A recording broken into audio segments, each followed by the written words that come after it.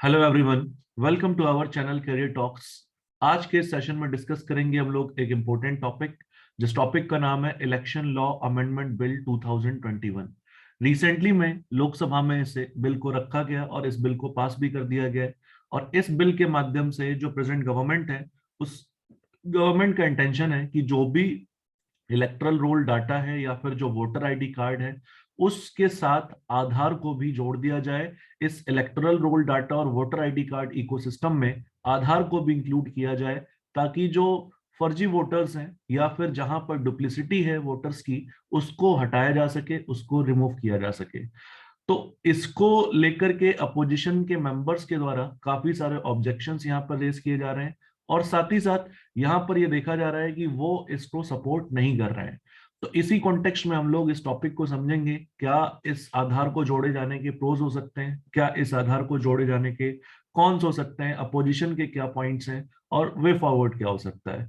सबसे पहले इस टॉपिक में जाने से पहले कुछ हमें बैकड्रॉप लिंकेज को समझना जरूरी होगा यहाँ पर। तो देखो, जब आधार कार्ड को शुरुआत में गवर्नमेंट ने पास किया था, तो आधार कार्ड को शुरुआत में as a money bill pass किया गया था।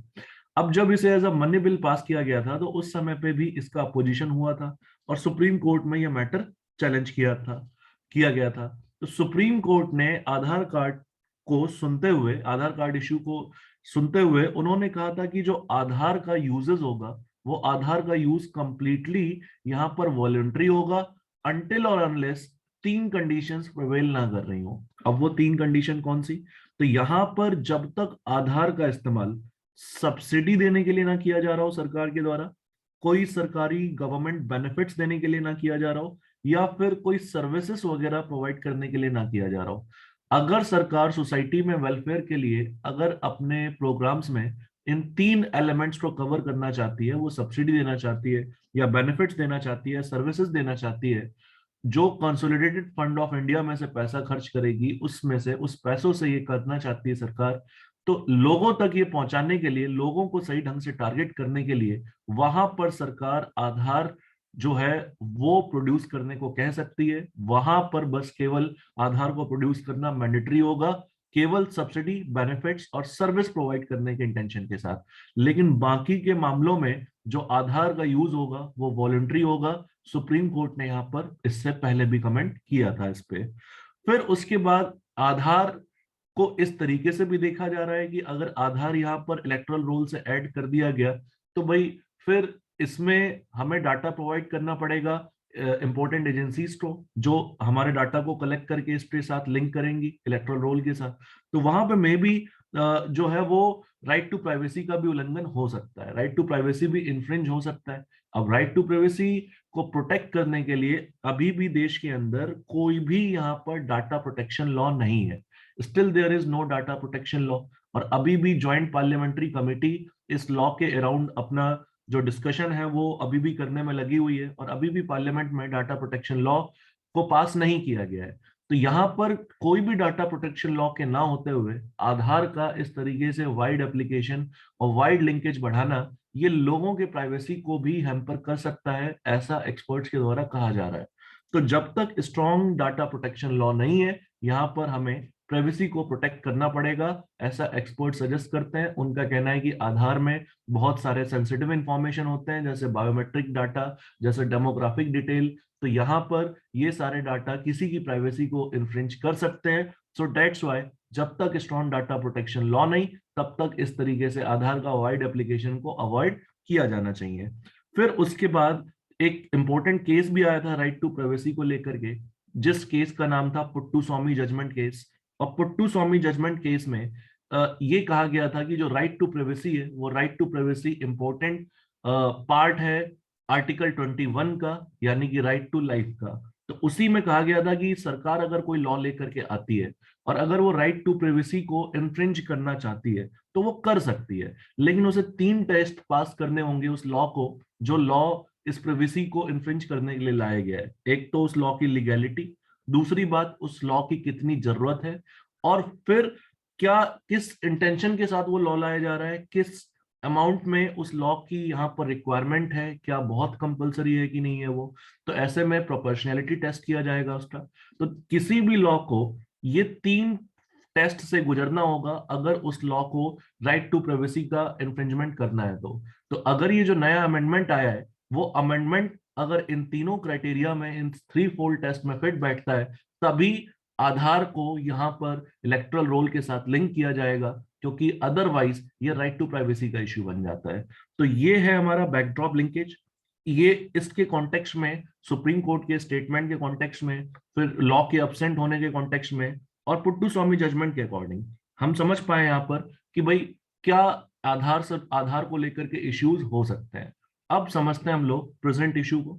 तो देखो क्या इस अमेंडमेंट के माध्यम से होने वाला है। अब इलेक्टोरल रोल के साथ हमें अगर आधार को लिंक करना है तो हमें अमेंडमेंट किस पार्ट में करना पड़ेगा? हमें अमेंडमेंट करना पड़ेगा सेक्शन 23 में, section 23 of representation of people's act 1950 के अंदर। जब ये अमेंडमेंट हम लोग कर देंगे तो जो इलेक्टोरल रजिस्ट्रेशन ऑफिसर होगा वो वोटर्स की आइडेंटिटी को स्टैब्लिश कर पाएगा। जैसे कि एक किसी पर्टिकुलर एरिया में यहाँ पर बहुत सारे, मान लो एक ही नाम के 4-4 वोटर्स हैं, तो ऐसे में ओनली वोटर आईडी के बेसिस पर यहाँ पर उनको रिमूव करना, डुप्लिसिटी को रिमूव करना डिफिकल्ट होता है। उससे बोगस वोटिंग और फ्रॉडुलेंट वोट्स जो हैं वो बहुत सारे गिरते हैं।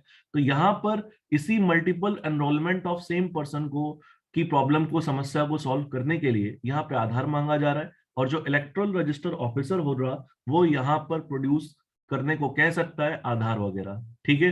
फिर यहाँ पर यह भी कहा जा रहा है कि रिपोर्ट जो है, ये रिपोर्ट कॉन्सोनेंस में है। जो रिपोर्ट 105th रिपोर्ट आई थी department related parliamentary standing committee on personnel public grievances and law and justice की, उन्होंने जिस तरीके से रिकमेंड किया था उसी रिकमेंड को सरकार यहाँ पे इम्प्लीमेंटेशन करने की कोशिश कर रही है गवर्नमेंट के द्वारा, ये कहा जा रहा है यहाँ पर। लेकिन यहाँ पर अगर व्यक्ति को आधार प्रोड्यूस करने को कहा जाएगा इलेक्टोरल रजिस्ट्रेशन ऑफिसर के द्वारा, तो फिर वही बात आती है हमारे सामने, सुप्रीम कोर्ट की बात, कि ये तो ना तो बेनिफिट से रिलेटेड है, ना ये सर्विसेज से रिलेटेड है, और ना ही ये आपका सब्सिडी से रिलेटेड है। और अगर है भी तो सुप्रीम कोर्ट इसको इंटरप्रेट करेगी। और अगर इन तीनों से रिलेटेड नहीं है तो आधार प्रोड्यूस करना तो फिर वॉलंटरी हो जाता है यहाँ पर। तो वो देखने वाली बात होगी कि फिर सुप्रीम कोर्ट का स्टैंड इस पर क्या रहता है, अगर इसको चैलेंज किया जाता है सुप्रीम कोर्ट के अंदर। तो फिर उसके बाद इस बिल को लेकर के ये भी कहा जा रहा है कि ये प्रमोट करेगा आपका जेंडर न्यूट्रलिटी को। अभी तक जो रजिस्ट्रेशन की लैंग्वेज यूज होती थी वो होती थी वाइफ्स ऑफ सर्विस वोटर्स, अब उसको रिप्लेस किया जाएगा स्पाउस वर्ड से, और इससे ये जो पूरा का पूरा प्रोसेस है वो भी जेंडर न्यूट्रल बन जाएगा। सर्विस वोटर्स किनको कहा जाता है? सर्विस वोटर्स उनको कहा जाता है जो सर्व कर रहे हैं आर्म्ड फोर्सेस में, आर्म्ड पुलिस फोर्सेस में, या तो स्टेट के अंदर या स्टेट के बाहर, या फिर इंडिया के अंदर या फिर इंडिया के बाहर जो सरकारी एम्प्लॉइज हैं उनको यहाँ पे सर्विस वोटर्स कहा जाता था, और उनकी वाइफ्स को रजिस्टर किया जाता था as wives of service voters. अब उसको रिप्लेस कर दिया जाएगा स्पाउस से। तो यहाँ पर ये लॉ जेंडर न्यूट्रलिटी को भी इंश्योर करने की बात कर रहा है यहाँ पर। फिर उसके बाद इसके साथ काफी सारे एसोसिएटेड कंसर्न्स हैं। वही कंसर्न्स मैंने बताया, जैसे 2015 में सुप्रीम कोर्ट ने कहा था कि आधार जो है वो, आधार का स्कीम पूरी तरीके से वॉलंटरी है। ठीक है। Aadhaar was only mean to be proof of residence, it is not proof of citizenship, right. और वोट देने का अधिकार किसको होता है? सिटीजन को होता है। तो अगर ऐसे में जिस व्यक्ति के पास, मान लो सपोज करो आधार है, आधार या वोटर आईडी के सिवा आधार है, और उसको कहा जाता है कि मान लो अगर आपके पास आधार नहीं है तो आपका नाम हटाया जा रहा है, तो ऐसे में आर्टिकल 326 जो आपको राइट टू वोट प्रोवाइड करता है उसका भी यहाँ पे सीरियस रूप से वायलेशन हो सकता है यहाँ पर, राइट। तो यहाँ पर इस वजह से इसको क्रिटिसाइज किया जा रहा है कि काफी सारे लोगों को जो है वो उनका मास डिसएनफ्रेंचाइजमेंट को प्रमोट करेगा यहाँ पर। और ये घटना ऑलरेडी यहाँ पे आंध्र प्रदेश और तेलंगाना के कई सारे क्षेत्रों में हमें होते हुए भी देखने को मिली थी, जहां पे आंध्र प्रदेश और तेलंगाना में 55 लाख वोटर्स जो है वो अपने आइडेंटिटी को स्टैब्लिश नहीं कर पाए थे आधार के कारण। तो इस वजह से उनका जो राइट है आर्टिकल 326 का, वो यहाँ पे कॉम्प्रोमाइज हो गया था। तो इस रिगार्डिंग भी यहाँ पे कंसर्न्स है। दूसरा कंसर्न, अच्छा बिल में ये साफ साफ लिखा है कि इलेक्टोरल रोल किसी को डिनाई नहीं किया जा सकता अगर कोई भी व्यक्ति यहाँ पे आधार प्रोड्यूस नहीं कर पाता है तो। लेकिन साथ में ये भी बात लिखी है कि उस व्यक्ति को कुछ ना कुछ अदर ऑल्टरनेट डॉक्यूमेंट यहाँ पे प्रोड्यूस करना पड़ सकता है, अगर वो यहाँ पे आधार प्रोड्यूस नहीं कर पा रहा है। तो इसलिए गवर्नमेंट ये स्टैंड ले रही है अपनी कि उसकी गवर्नमेंट की तरफ से कहा जा रहा है कि ये पूरी तरीके से वॉलंटरी लिंकिंग है और ये हम इसको एनफोर्स प्रॉपर और फुल तरीके से नहीं कर रहे हैं। आधार का लिंकेज अभी भी करवाना पूरी तरीके से वॉलंटरी है, लेकिन बिल में साफ साफ लिखा है कि आधार नहीं तो कुछ ना कुछ और ऑल्टरनेट डॉक्यूमेंट यहाँ पर प्रोड्यूस करना पड़ेगा। ठीक है, फिर यहाँ पे ये कहा जा रहा है कि there is no risk of disinfringement, मतलब सरकार की तरफ से ये कहा जा रहा है कि किसी का भी नाम इलेक्टोरल रोल से हटने की कोई संभावना नहीं है, किसी का भी इलेक्टोरल रोल से नाम डिलीट होना यहाँ पर आधार के लिंकेज से कहीं से भी लिंक नहीं है। बट यहाँ पे हमारे सामने कुछ ना कुछ यहाँ पे एग्जाम्पल है जिसमें आधार आंध्र प्रदेश और तेलंगाना में जब ऐसा किया गया था तो उससे लोग यहाँ पे सफर किए थे। लेकिन सरकार का कहना है कि किसी का भी नाम आधार प्रोड्यूस ना करने की स्थिति में इलेक्टोरल रोल से डिलीट नहीं किया जाएगा। लेकिन पूरी बात यह है कि आपका आधार के सिवा कुछ ना कुछ और अल्टरनेट डॉक्यूमेंट यहाँ पे व्यक्ति को प्रोड्यूस करना पड़ेगा। तो इस तरीके से इस पूरे बिल को लेकर के काफी सारे कंसर्न्स जताए जा रहे हैं, उसमें गवर्नमेंट उसको काउंटर करने की कोशिश कर रही है। गवर्नमेंट यहाँ पर जो है ये भी गवर्नमेंट के ऊपर एलिगेशंस लग रहे हैं कि आधार को लिंक करवा के गवर्नमेंट डेमोग्राफिक डाटा और जो आपका बायोमेट्रिक डाटा है उसका डाटा का इस्तेमाल करके एक प्रोफाइलिंग कर सकती है और उससे वो जो इलेक्टोरल रोल्स हैं उसको इन्फ्लुएंस कर सकती है या टारगेटेड एडवर्टाइजमेंट कर सकती है इस तरीके के माध्यम से। तो इस वजह से यहाँ पर इस बिल को लेकर के अपोजिशन के द्वारा क्रिटिसिज्म किया जा रहा है, बट सरकार के द्वारा आर्गुमेंट्स ये दिए जा रहे हैं कि इससे जो मल्टीपल एनरोलमेंट होता है, कई सारे वोटर्स का बोगस वोटिंग होती है, उसको हटाया जा सकेगा, उसको कर्व किया जा सकेगा और election more free and fair की तरफ हमारा बढ़ जाएगा। दोस्तों ये था हमारा आज का सेशन। अगर आपको ये सेशन यूजफुल लगा तो आप इसे लाइक कर सकते हैं, शेयर कर सकते हैं, सब्सक्राइब कर सकते हैं। So that's all from my side everyone, thank you and have a good day to all of you.